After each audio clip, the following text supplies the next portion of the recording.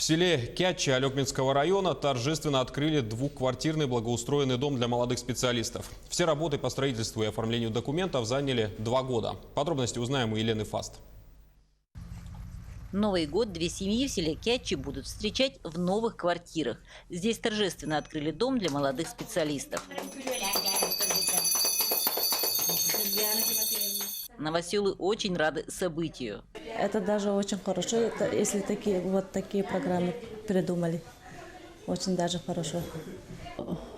Я сама из Якутска приехала здесь работать.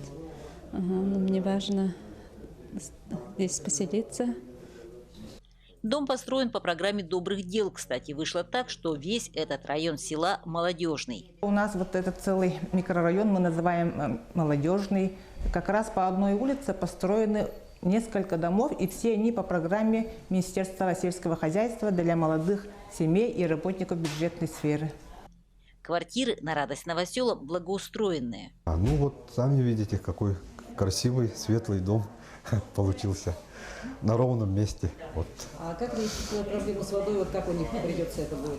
Ну, проблема будет в том, что вовремя завозить емкость 3-кубовую, 3-тонную.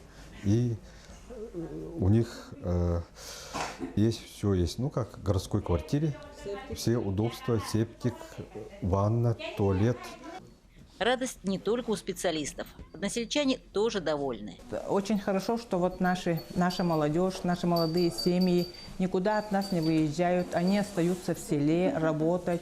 И вот очень хорошо, что такие программы работают, существуют.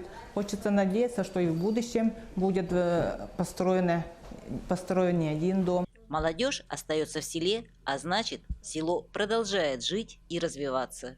Да, очень хорошо, очень хорошая программа для сельских, именно для сельских жителей, мне кажется. Нужны селу молодые специалисты? Конечно, очень нужны. Елена Фаст, Максим Копылов, Алекминск.